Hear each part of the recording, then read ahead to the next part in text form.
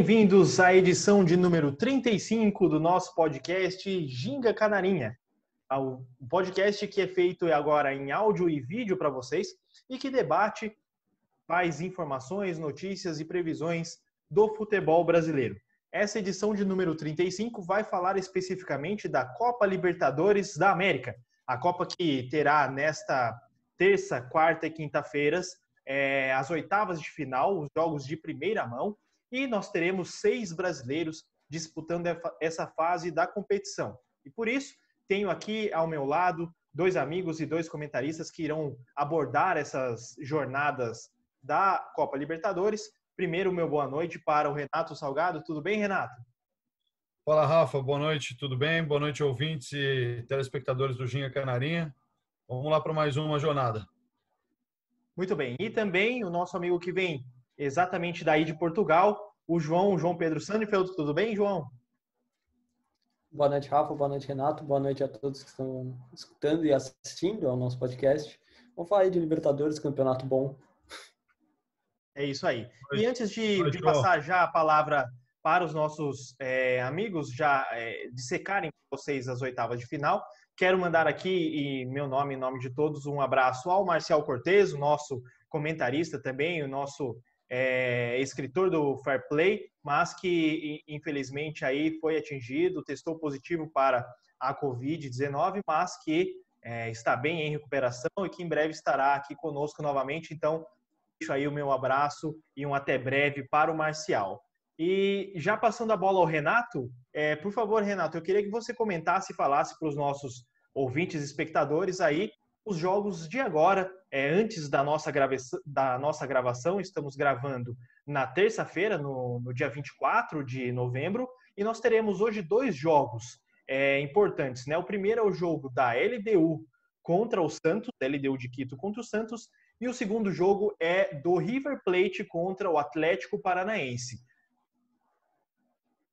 É isso aí, Rafa. Na verdade, até poderia dizer que nós temos 3 jogos hoje bem interessantes, né? Ainda vou antecipar um pouquinho aqui até, que ainda temos um Racing e Flamengo às 9h30 da noite, horário de Brasília, né? Perdão, isso mesmo, exato. Então, hoje, assim, nós temos o início da caminhada do mata-mata, fase de oitavas de final da Libertadores.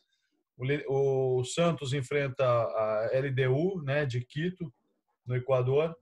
É um adversário que muito provavelmente não é o mesmo adversário da primeira fase, né? Tá com alguns problemas aí de desfalques, mas sempre tem a favor, apesar de não ser um fator assim, tão decisivo, mas acaba sempre favorecendo a equipe equatoriana, que é a altitude, né? Não é uma coisa tão assombrosa como nós temos aí alguns casos de 3.800, 4.000 metros de altitude, jogos que são fora do limite do ser humano, mas são quase 3.000 metros de altitude, né? Então é uma coisa que normalmente acaba complicando, principalmente no final das jornadas, né, das partidas, onde os times que são de fora acabam sentindo um pouco o cansaço e principalmente até o efeito da bola, né, onde a bola fica com ar mais rarefeito.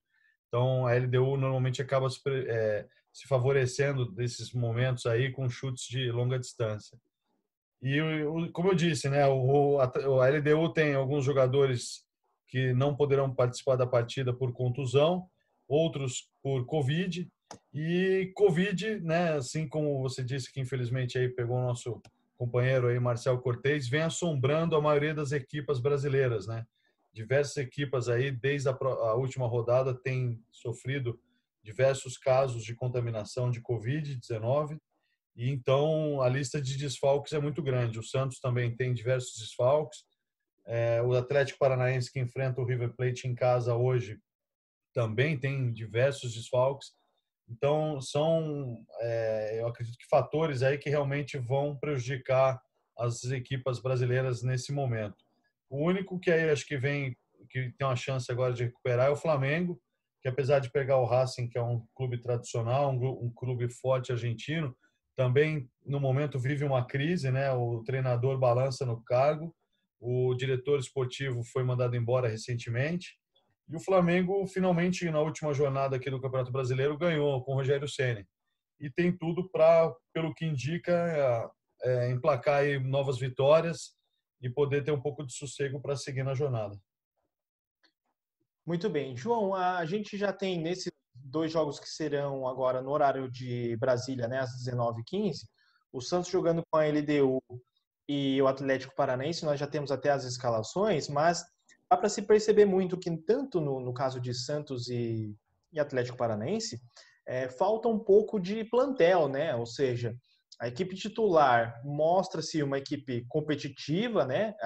Mas o banco, né, os reservas, não são o que se pode contar também pela Covid em si, mas são times que podem, em tese, se preocupar com as opções de reservas, não é isso?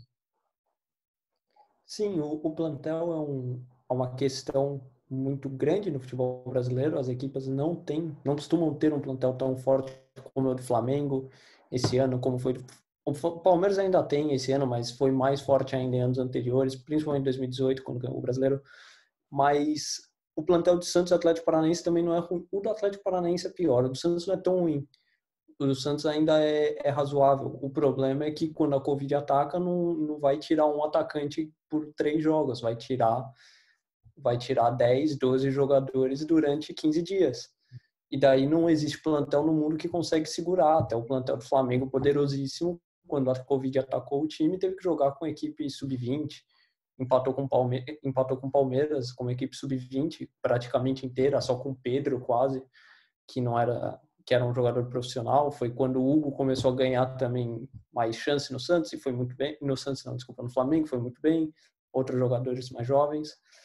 Então, o plantel é um problema, mas o problema maior é que a Covid tira muitos e muitos jogadores, e daí não tem plantel no mundo que consiga aguentar isso. Né? O plantel do Atlético Paranaense ainda é pior, bem pior, porque o planejamento do Atlético Paranaense para esse ano não foi bom. O Atlético Paranaense perdeu muitos jogadores importantes e não conseguiu trazer peças de reposição à altura. Perdeu o Rony, por exemplo, para o Palmeiras, que foi o principal jogador do time na última época.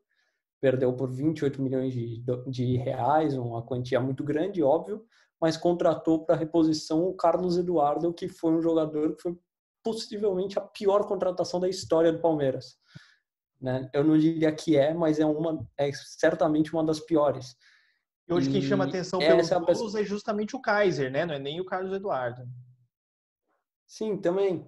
Mas são muitas coisas assim que mostra que tem problemas no Atlético Paranaense no planejamento. Outro que também chegou esse ano é o Marquinhos Gabriel, que também não é um jogador que mostrou nos últimos tempos muito futebol e chegou vestindo a camisa 10. O planejamento do Atlético Paranaense não é o melhor. Então, a questão do plantel realmente pega forte, principalmente agora com a Covid. E o Atlético agora, o Renato não falou tanto, o Atlético agora enfrenta um poderoso River Plate. O River Plate dispensa comentários, né? O River Plate do Galhardo foi campeão uns anos atrás, foi finalista na última temporada e não perdeu por detalhes. Não perdeu não, desculpa, perdeu por detalhes contra o Flamengo, sofreu uma virada ali por 2 erros, um do Lucas Prato, um do Pinola, que foram ali no finzinho do jogo que causaram o título ao Flamengo, que deram o título ao Flamengo. Então, realmente, o Atlético já vai ter um problema bem maior que o Santos. Mesmo com a altitude, eu acredito que o Santos tenha mais condições de desenvolver um futebol decente que o Atlético. Sim. E aí, já adiantando o jogo de hoje, como bem o Renato lembrou, Renato, o Flamengo que pode fazer hoje, quem sabe, uma partida um pouco mais parelha, né? Se a gente coloca um pouquinho o River Plate tentando aí uma vitória para cima do Atlético Paranaense e uma LDU que vem do mesmo grupo, né, do River Plate, que os dois passaram eliminando o São Paulo na fase de grupos, os dois com uma força um pouco maior para cima dos brasileiros. Já o Flamengo tem que fazer valer aí o seu título de 2019, o seu plantel e ir para cima do Racing, né? Como é que você vê o Flamengo do Rogério? Então, Rafa, só reforçando, né, o que vocês estavam falando, inclusive do Atlético Paranaense, lembrar que o Atlético Paranaense tem 8 casos de Covid confirmados, né, e tem mais 3 jogadores vindo do departamento médico. Então, praticamente um time inteiro, 11 jogadores aí que o Atlético Paranaense não poderá contar nessa partida dificílima, né? Como vocês ressaltaram, contra o River Plate.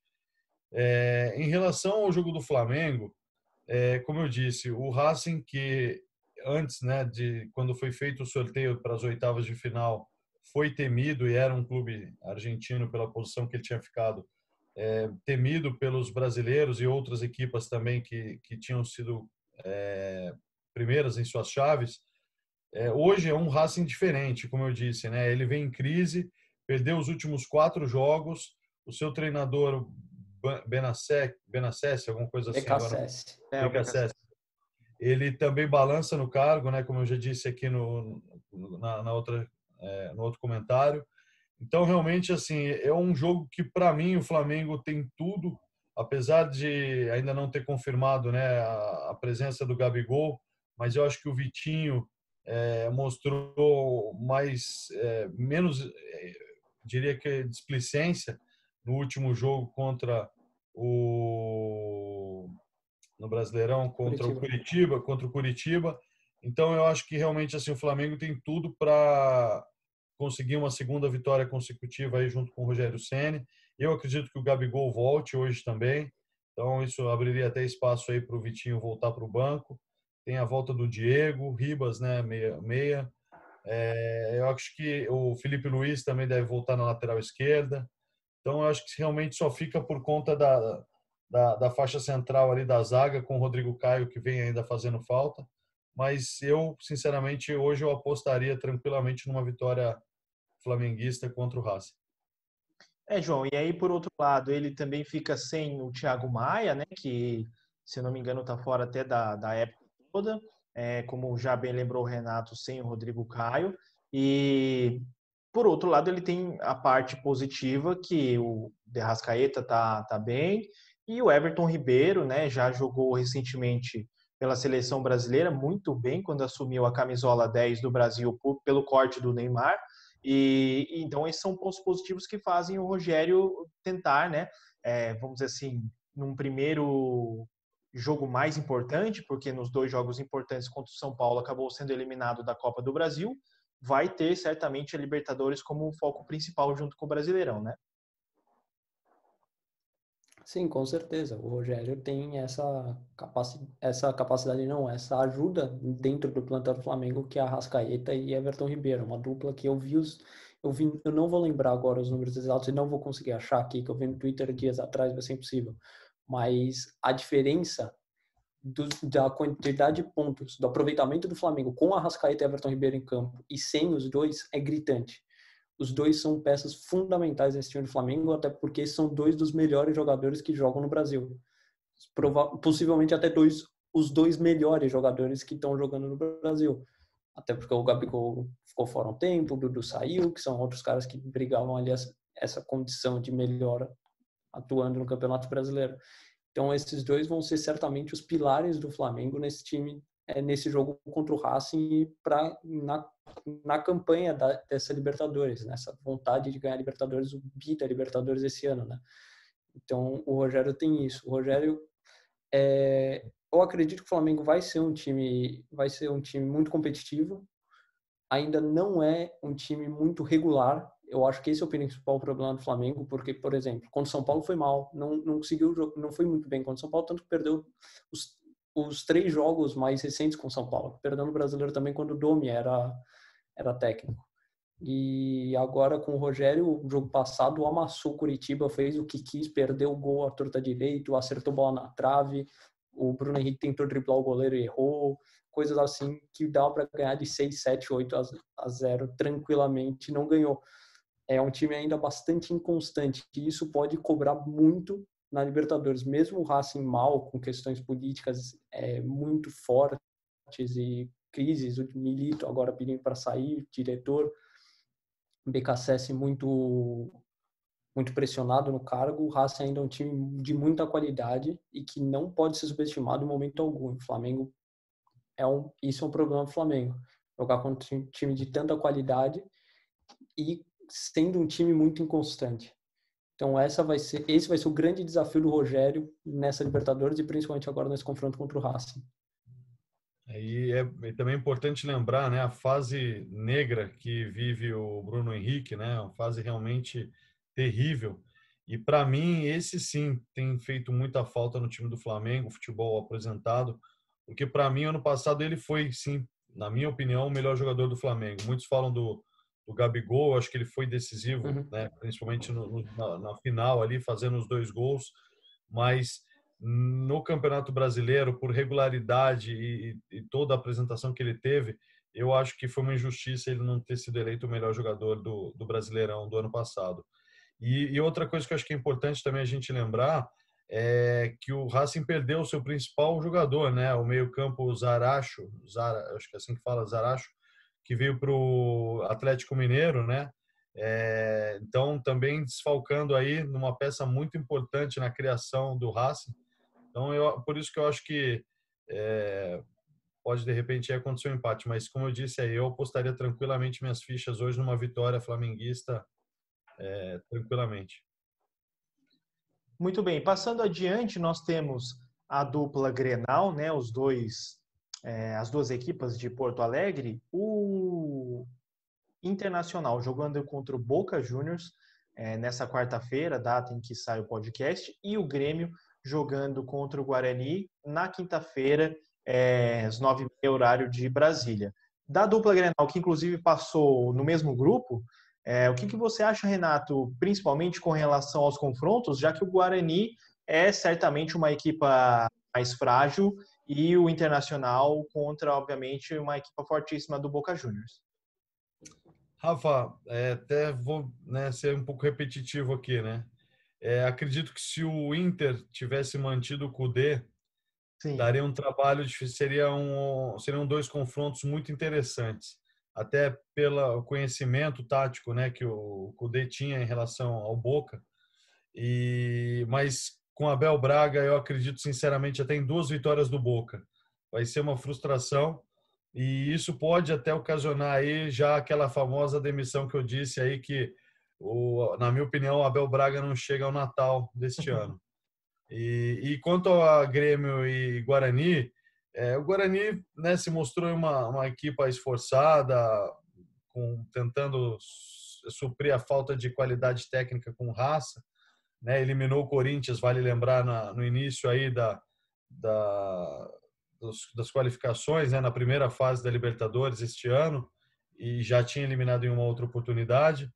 Então, sinceramente, eu acredito que o Grêmio passe. Eu acho que pode conseguir um empate ou até mesmo uma vitória lá no Paraguai no primeiro jogo. E aqui eu acredito que tranquilamente o Grêmio se classifique para a próxima fase.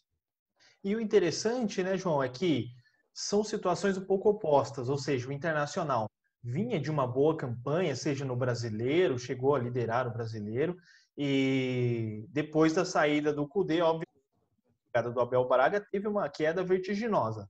Ao contrário do Grêmio, que vinha, vamos dizer assim, tropeçando em alguns resultados, sofreu até para passar do Cuiabá na Copa do Brasil, né, o primeiro jogo principalmente, e agora vem crescendo de produção. Agora tem, vamos dizer assim, algumas vitórias importantes, já não perde alguns jogos, então é uma situação inversa à que vive o Internacional. O Grêmio vem numa sequência mais forte e renovou o contrato do Renato Gaúcho, do treinador, até fevereiro de 2021, quando acabam as competições aqui no Brasil, não é isso? Exato. O Internacional, o efeito Abel Braga no Internacional foi muito rápido. Foi muito mais rápido do que eu esperava e eu tinha certeza que ia dar muito errado o Abel Braga no Internacional. Foi muito, muito, muito rápido.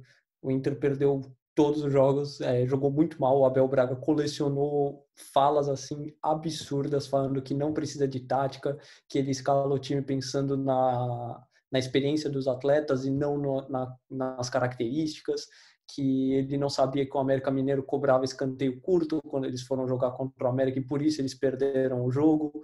Coisas assim que são assim absurdas um treinador de futebol agir dessa maneira já é um absurdo, ele admitir que age com tal displicência, eu não tenho palavras para descrever uma coisa dessa. Então, o Internacional tá decaindo muito rápido. Tá caindo muito rápido, o trabalho do Cudê era maravilhoso. O time do Internacional, a gente falou de plantel, o Internacional não tem um grande plantel, tem jogadores bons, mas não é aquele time maravilhoso. Tem alguns jogadores que são bem úteis, mas não são brilhantes. Por exemplo, o Edenilson é um jogador bom, mas não é brilhante. É um jogador útil ali no meio campo. O Patrick também, né? E o Patrick é um jogador que eu adoro porque ele taticamente é um jogador fenomenal e ele não é um jogador brilhante. Ele não é aquele cara que vai pegar a bola, driblar assim e fazer um gol. Mas ele é um cara que taticamente se doa muito à equipe e qualquer treinador gostaria de ter um jogador como o Patrick em sua equipe. E o trabalho com o Kudê conseguia tirar o melhor de cada uma dessas peças, coisa que o Abel Braga claramente não consegue e nem não mostra tentar muito, né? Enquanto isso, o Grêmio, como você disse, vem crescendo, vem numa ascendente muito grande, o que também é muito natural, porque os últimos anos do Grêmio são todos iguais. O Grêmio começa mal e cresce ao longo da temporada. O começo de temporada do Grêmio nunca é muito bom, mas o decorrer da temporada o Grêmio sempre melhora e consegue chegar ali na quarta posição do Brasileiro, pegar a Libertadores, quarta, quinta posição, brigar na parte de cima, briga forte na Libertadores todo ano. Ano passado foi um pouco fora da curva contra o Flamengo, mas ainda sendo uma equipe competitiva.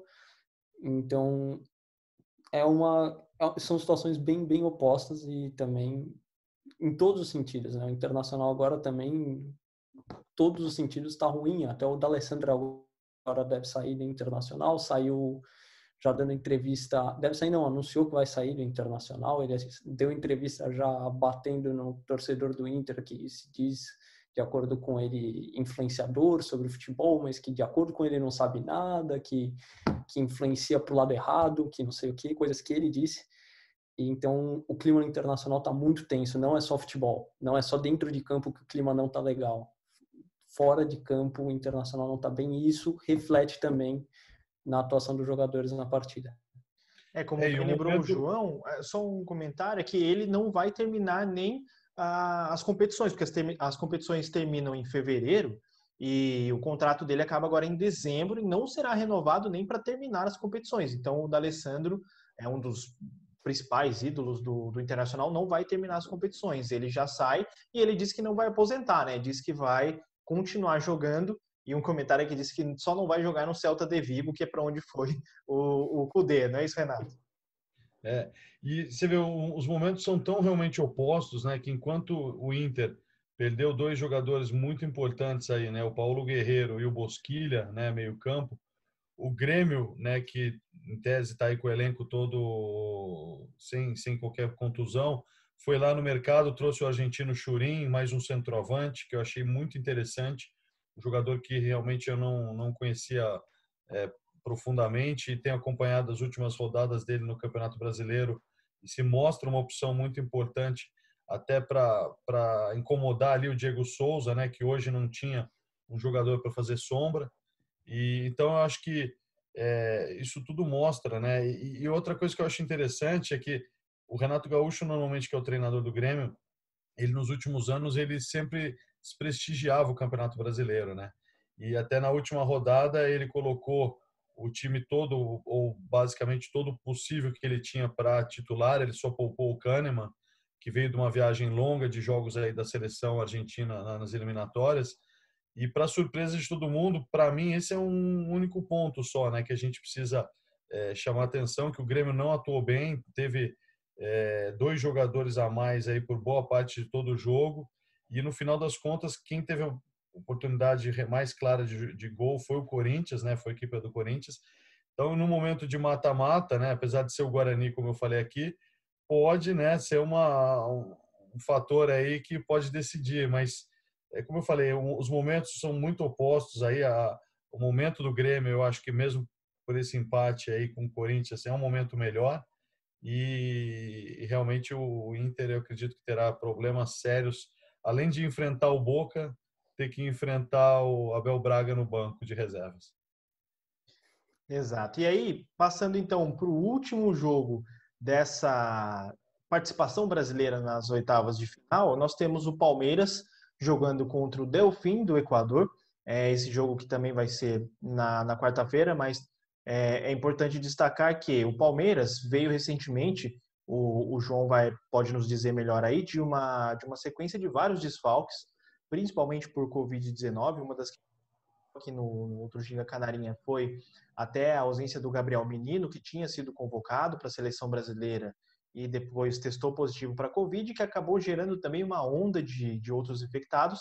E recentemente eu atribuo muito a isso, obviamente que o Palmeiras tem uma equipa melhor, mas acabou perdendo do Goiás, né, inesperadamente, porque certamente tinha uma equipe mutilada, não é isso, João? E agora pega um Delfim do Equador, que certamente tem uma equipa também mais frágil tecnicamente, mas vai ter que lidar com essas ausências.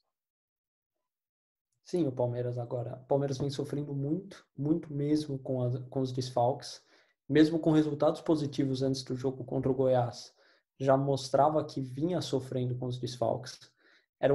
São muitos desfalques, foram mais de 20.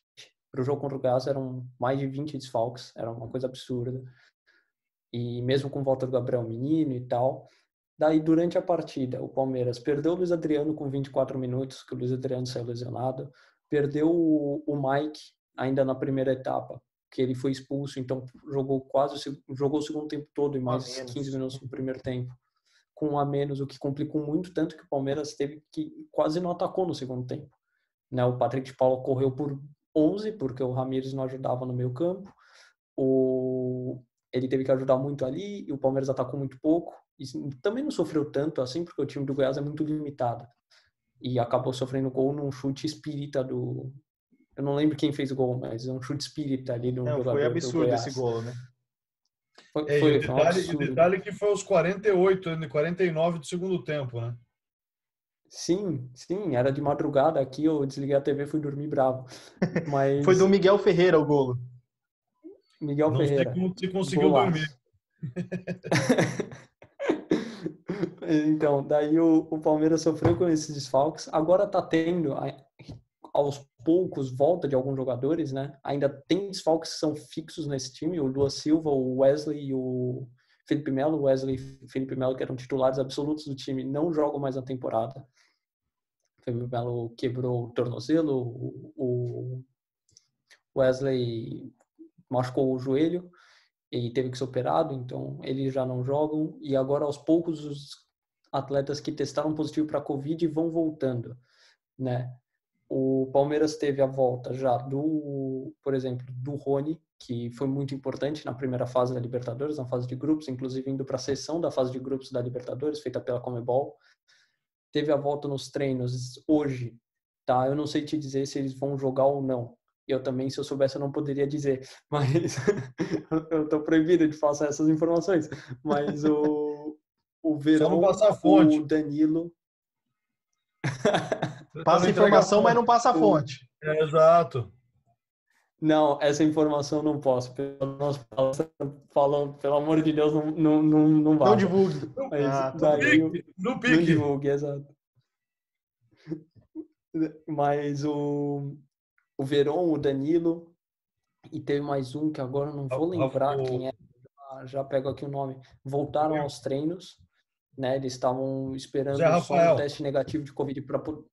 Não, o Zé Rafael já voltou aos treinos também, mas ele não testou positivo para Covid, ele tinha machucado o tornozelo. Mas ele né? joga. Ele já está treinando sem restrições, deve jogar. Agora, os jogadores que testaram positivo para Covid e voltaram, eles estavam esperando um teste negativo para poder atuar o Scarpa. Rony, Scarpa e Danilo. Rony não, desculpa. Gabriel Verón. Gabriel Verón, Scarpa e Danilo. São jogadores que eu não sei te dizer se eles viajaram com o time, mas já são jogadores que aos poucos eles vão voltando à equipe, né? Os desfalques vão ficando cada vez menores. Para o jogo da volta, né? Para a segunda mão, com certeza vão poder jogar, né? Com certeza já vão estar de volta. Já vão ter passado mais de 15 dias. Que é o ideal, o necessário são 10 dias e já vão ter passado mais de 15 da maioria dos atletas. E agora, pega o Delfim, ainda com muitos desfalques, mas com um pouco menos. E o Delfim é um time muito fraco.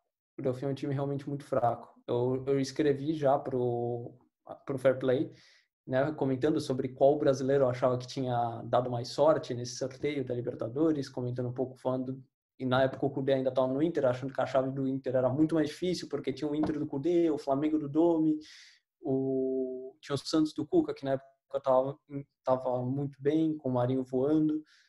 mas agora os times caíram um pouco de rendimento, que é natural, são muitos jogos na temporada, então é natural eles caírem de rendimento jogando toda quarta e domingo, não tem como ir bem. E o Palmeiras agora tem o adversário mais fraco, de fato o adversário mais fraco, e depois ainda tem ou o Libertad ou o Jorge Wilstermann, que são outros adversários fracos. Então o Palmeiras, mesmo com desfalques, tende a ter 2 confrontos mais tranquilos. Agora a primeira mão, mesmo sendo lá no Equador, não lembro o nome da cidade, mas mesmo sendo lá no Equador, é uma partida que não deve ser tão complicada assim, mesmo com tantos desfalques. O Delfim não é uma equipe tão qualificada a ponto de complicar o Palmeiras em qualquer sentido. E se eu puder só comentar uma coisinha rápido, Sim, força. que sobre o Guarani com o Grêmio, o Guarani sim é uma equipe que tem condições de complicar o Grêmio, porque o Guarani, como muitas outras equipas, não é uma equipa forte. Os jogadores são tecnicamente limitados, mas é uma equipa muito bem treinada. O treinador do Guarani faz um trabalho muito bom, tanto que contra o Palmeiras, a equipa do Guarani perdeu o primeiro jogo, mas fez um jogo muito digno, principalmente na primeira etapa. O Palmeiras não conseguiu criar nada, depois criou com o Luiz Adriano aparecendo muito bem, mas no segundo jogo empatou com o Palmeiras, fazendo um jogo muito bom. Então, uma equipa que, mesmo não tendo muita qualidade, os jogadores sabem como correr em campo. É aquela história, né? Tanto faz o jogador correr muito se ele corre errado. E os jogadores do Guarani correm certo. Mesmo eles não sabendo correr tão bem, eles correm certo. Essa é o raciocínio, né? Então, é uma equipa que pode realmente complicar o Grêmio. Renato, se fosse para a gente passar aqui rapidamente um overview de todas esses jogos dos brasileiros nas oitavas de final, tem algum deles que você acha que não passará de fase, ou seja, não vai para os quartos de final, ou pelo menos que pelo menos vai ter uma dificuldade muito grande? Diga aí se você acha que tem alguma equipa brasileira que vai ou cair ou sofrer muito mais do que as outras.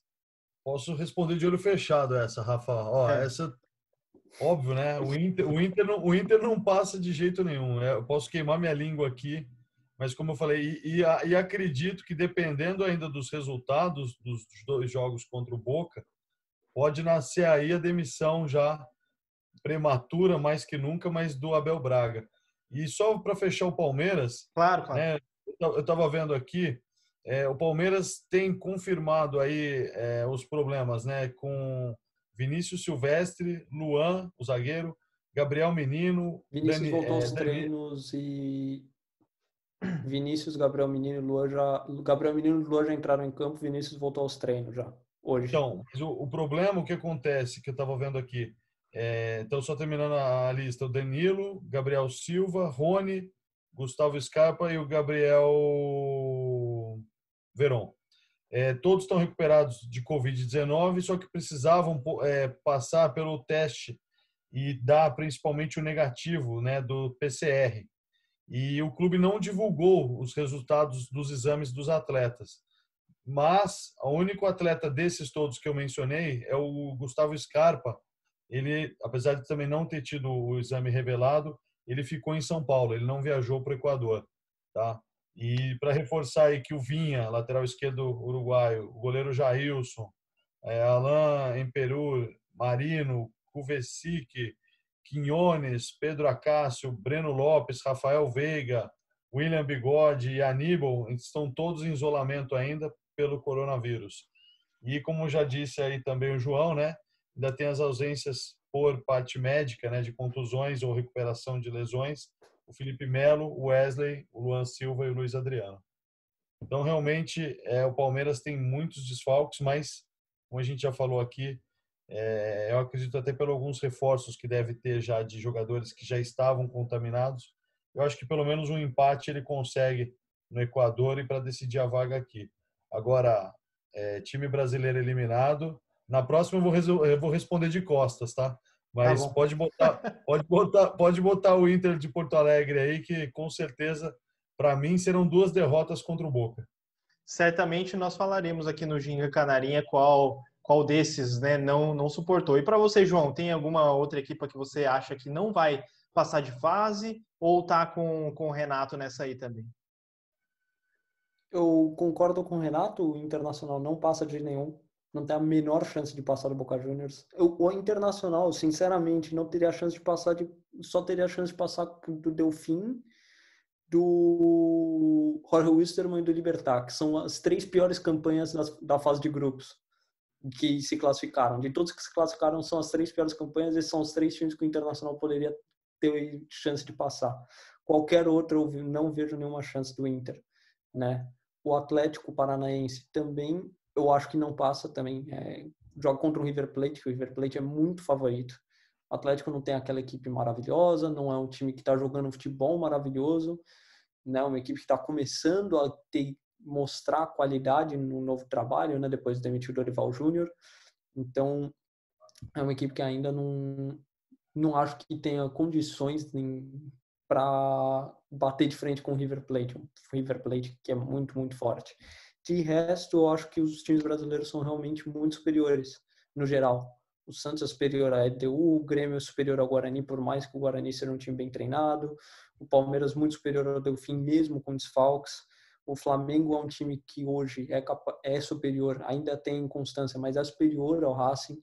Então, acho que os outros times, mesmo podendo ter dificuldades, acho que o Flamengo não vai ser fácil, por exemplo, eles tendem a passar de fase. Né? E já que eu tô falando aqui, passar aqui informação em primeira mão, Santos 1-0, né, Lideu? Você tirou da minha boca. Eu ia acionar o placar esportivo aqui agora. Soteldo, 7 do primeiro tempo.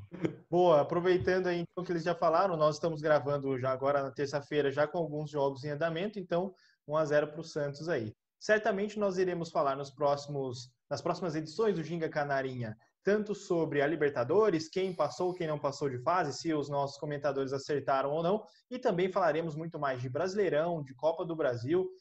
Chegamos aí numa parte mais final, e aí teremos as projeções de quem brigará por títulos, por vagas nas competições e também quem brigará para não ser rebaixado para a segunda divisão no ano que vem. Fica aqui o meu pedido para vocês curtirem a página do Facebook, aqui se inscreverem na página, curtirem os nossos outros artigos, visitarem o fairplay.pt, onde falaremos sempre, teremos matérias lá explicando sobre as últimas informações e análises qualitativas desses jogos e do Campeonato Brasileiro em si, e também para acompanharem o nosso Ginga Canarinha nas plataformas de áudio, seja no Spotify, no Podomatic ou no Mixcloud. Então, fica aí o nosso convite. Até a próxima, agradeço os nossos comentadores, ao Renato, ao João. Esperamos que na próxima o Marcial Cortez já esteja presente, mas se não tiver, continuaremos mandando as nossas vibrações positivas. É isso, obrigado, fiquem conosco e até a próxima.